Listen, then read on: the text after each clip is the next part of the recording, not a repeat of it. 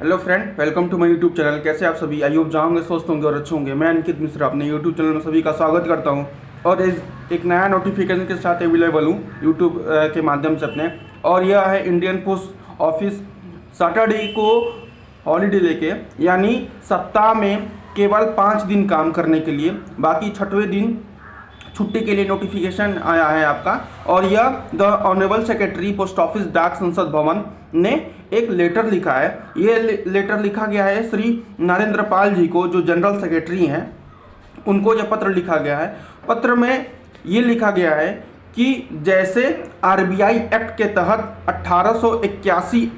1881 अधिनियम के अंतर्गत जैसे हर प्राइवेट बैंक सेकेंड सैटरडे और फोर्थ सैटरडे को बंद रहता है, वैसे ही पोस्ट ऑफिस को भी हर सैटरडे को बंद कर दिया जाए। अगर आप हर सैटरडे को नहीं बंद कर सकते हैं तो कम से कम हर सेकेंड सैटरडे और फोर्थ सैटरडे को बंद कर दीजिए।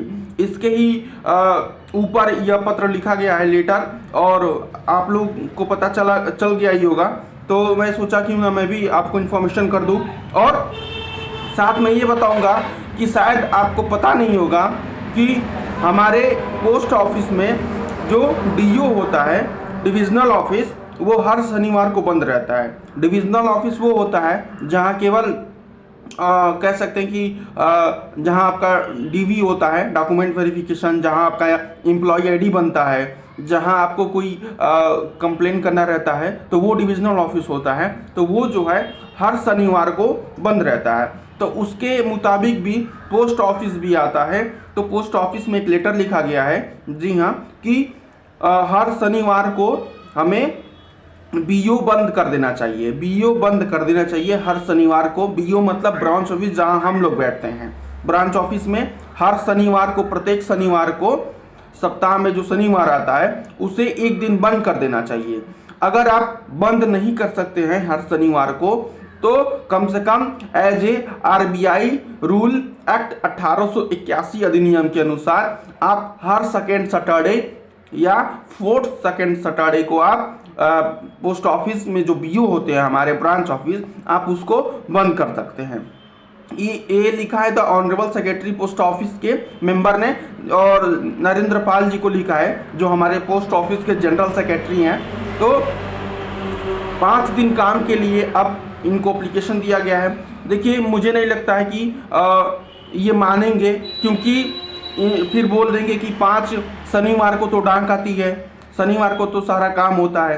तो मुझे नहीं लगता है कि ये हर शनिवार को पोस्ट ऑफिस बंद करेंगे, लेकिन देखते हैं अब इनका मतलब क्या डिसीजन होता है। और बात करें कि अब पोस्ट ऑफिस भी एक बैंक की तरह हो गया है। जैसे पोस्ट ऑफिस जैसे बैंक है, वैसे भी क्योंकि हर एक स्कीमें जो हैं, आप अगर देखेंगे और आप अगर इस विभाग में काम कर रहे हैं तो देखेंगे कि हर प्रकार की स्कीम काम जो बैंक करती थी, अब वो हमारा पोस्ट ऑफिस अच्छा रिस्पॉन्स दे रहा है।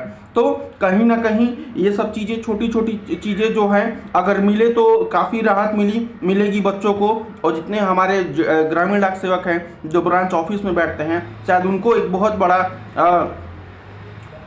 रिलीफ मिल सकता है। क्योंकि शनिवार और संडे 2 दिन अगर हफ्ते में बंद रहे और मंडे टू फ्राइडे काम हो, तो काफ़ी एक पॉजिटिव माइंडसेट हो जाता है और अच्छा मतलब भी रहेगा। क्योंकि देखिए, पोस्ट ऑफिस में डिविजनल ऑफिस ये जो होता है वो हर शनिवार को बंद रहता है। आप कभी भी अपने जब हेड ऑफिस जाएंगे शनिवार को, तो देखिएगा आपका काम नहीं होता है, क्योंकि वहाँ डिविजनल ऑफिस हर शनिवार को बंद रहता है। तो इस उपलक्ष्य में लिखा गया है कि जो बीओ हैं, जितने भी ब्रांच ऑफिस हैं, उनको भी हर शनिवार को बंद कर दिया जाए।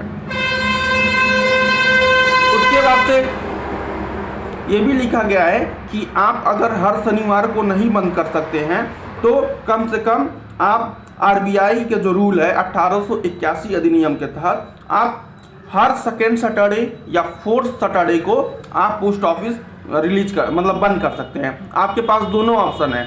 अगर आप हर हफ्ते में शनिवार को नहीं बंद कर सकते हैं, तो आप कम से कम जो सेकेंड सैटरडे आता है हर महीने में, या फोर्थ सेकेंड सैटरडे, तो आप उस दिन ब्रांच ऑफिस को बंद कर सकते हैं। और यह लेटर देखिए 29 जनवरी को लिखा गया है। आज काफ़ी दिन हो गया बताने में आप सभी को, क्योंकि इस पर किसी का ध्यान ही नहीं गया कि तो काफ़ी जब ये बात फैलने लगी चारों तरफ तो मैं सोचा मतलब मैं भी आपको इन्फॉर्मेशन कर दूं कि आपकी क्या राय होती है। वैसे तो आपकी और हमारी राय वही टीआरसी से रिलेटेड ही है, लेकिन छोटी छोटी अगर चीज़ें भी होती है तो कहीं ना कहीं आपको और हमें इसका थोड़ा बहुत फ़ायदा मिल जाएगा। और अगर बात करें कि जो फरवरी में शेड्यूल फर्स्ट की भर्ती आने वाली है, तो अगर आपको उससे रिलेटेड कुछ पूछना हो तो प्लीज़ कमेंट करिएगा। अगर आपको कुछ डॉक्यूमेंट आपके तैयार नहीं है या कुछ डॉक्यूमेंट में आपके नाम, डेट ऑफ बर्थ अगर गलत हो गए हैं तो प्लीज़ कमेंट करिएगा। अगर कोई दिक्कत होगा तो मैं ज़रूर बताऊंगा। और जो बच्चे इच्छुक हैं इस विभाग में आने के लिए तो वो अपनी तैयारी पूरा रखें। तैयारी से मतलब ये है कि सारा अपना डॉक्यूमेंट तैयार रखें। जैसे फॉर्म आएगा आपको जल्दीबाजी नहीं करना है। सबसे पहले अपना लोकेशन चूज करिए। लोकेशन से मतलब है आपका परसेंटेज अगर बहुत ज़्यादा हाई है, अगर 98 से 99 के बीच में है तो आप अपने 10, 15, 20 किलोमीटर की एरिया की रेंज में आप अगर आपका लोकेशन खाली हो तो आप उस जगह भर सकते हैं। क्योंकि जब आप फॉर्म भरने जाएंगे तो आपको लोकेशन दिखाएगा कि आपके इस एरिया में इतना इतना जगह खाली है, तो आप वो चीज़ आराम से डाल सकते हैं।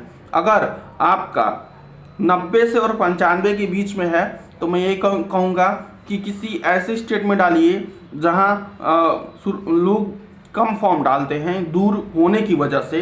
अगर आपको जॉब चाहिए तो आप दूर, लेकिन इस बार ये भी ध्यान रखिएगा कि अगर आप जिस स्टेट में फॉर्म डालेंगे तो वहाँ की लोकेलिटी लैंग्वेज जो है, लोकल लैंग्वेज जो कह सकते हैं, वो आपको आनी चाहिए। इस बार एक नया नियम जुड़ गया है।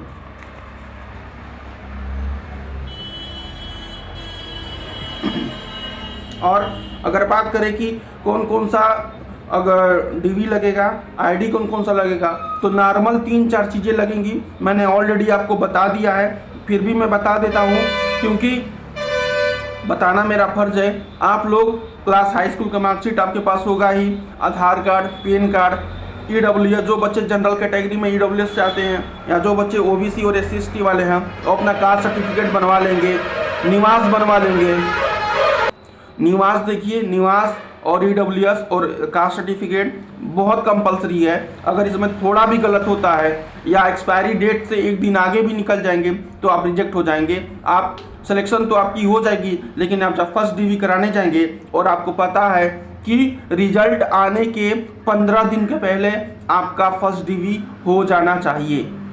जैसे मान लीजिए आज आपका रिजल्ट आ गया और आप नाम आ गया, तो आज से 15 दिन के पहले आपका फर्स्ट DV आपको किसी भी हाल में कराना है। उस समय देखिए, उस समय अगर आप निवास बनवाने जाएंगे तो आपका 15 दिन के अंदर निवास कभी नहीं बन पाएगा, क्योंकि निवास बनने में और EWS बनने में और कास्ट सर्टिफिकेट बनने में टाइम लगता है। और ये प्रोसेस आपके अपने शहर तहसील से ही बनता है, तो तहसील में आपको पता है कि टाइम जो है वो बहुत ज़्यादा लगता है। तो अगर आपको इस विभाग में आना है और आपके परसेंटेज काफ़ी अच्छे हैं और चांसेस हैं कि इस बार हो जाएगा, क्योंकि इस बार भी 40,000 के लगभग भर्तियाँ आ रही हैं, तो आप लोग अपना कह सकते हैं कि इस सारा जो आईडी है वो आप लोग अपना आईडी तैयार रखिएगा। क्योंकि अगर रिजल्ट आने के बाद से आईडी बनवाना शुरू करेंगे तो दिक्कत हो जाएगा, क्योंकि इतनी जल्दी जो आपका ये डॉक्यूमेंट्स है वो तैयार नहीं हो पाता है। तो आप लोग अभी से लग जाइए, क्योंकि जैसे ही फॉर्म आएगा मैं चाहता हूँ फॉर्म भरिए। और फॉर्म देखिए, फॉर्म भरने की 1 महीना बहुत लगता है, तो 1 महीना फॉर्म का लगता है, आपको टाइम मिलेगा 1 महीना। और आपको 1 महीना जैसे ही कंप्लीट होगा तैसे ही आपका तुरंत रिजल्ट आ जाएगा, क्योंकि जैसे ही फॉर्म भरेंगे तो आपको उसमें नोटिफिकेशन में पता चल जाएगा कि इस डेट से और इस डेट के बीच में आपका रिजल्ट भी आ जाएगा। तो आप लोग अपना सारा डॉक्यूमेंट्स और प्रिपेयर रखिए, ताकि अगर आपका आधार कार्ड में नाम गलती हो तो उसको अपने नियर पोस्ट ऑफिस से जाकर अपना सही करवा लीजिए। अगर आपका डेट ऑफ बर्थ गलत हो तो आप नियर पोस्ट ऑफिस से जाकर सही करवा लीजिए। अगर आपका निवास एक्सपायर हो गया है, निवास की वैलिडिटी होती है 3 साल की, ठीक है। निवास आपका 3 साल के पहले का होना चाहिए। अगर आपका 3 साल 2 साल मान लीजिए 2.5 साल से ऊपर कंप्लीट हो गया है तो मैं यही बोलूँगा कि आप एक नया निवास बनवा लीजिए। अगर आपका EWS कुछ महीने ही बाकी रह गए हैं तो मैं ये बोलूँगा कि आप अपना नया EWS बनवा लीजिए और या अपना नया कास्ट सर्टिफिकेट, जितने OBC और SC ST के बच्चे हैं जो इस फॉर्म को भरना चाहते हैं वो अपना नया कास्ट सर्टिफिकेट बनवा ले, क्योंकि जब आप फर्स्ट DB में जाएंगे तो आपको इन सब चीज़ों को ध्यान में रखना पड़ेगा। अगर वहाँ आप रिजेक्ट हो जाएंगे, फर्स्ट DB में रिजेक्ट हो गए तो चांसेस आपके बहुत कम हो जाते हैं कि आपका DB पूरा हो पाएगा। फर्स्ट DB बहुत मायने रखती हैं। तो ये थी आज की खबरें, मैं सोचा आपको इन्फॉर्म कर दूं। ऐसे ही कोई नया इन्फॉर्मेशन आता है तो मैं जरूर लेकर आऊँगा। तब तक के लिए धन्यवाद।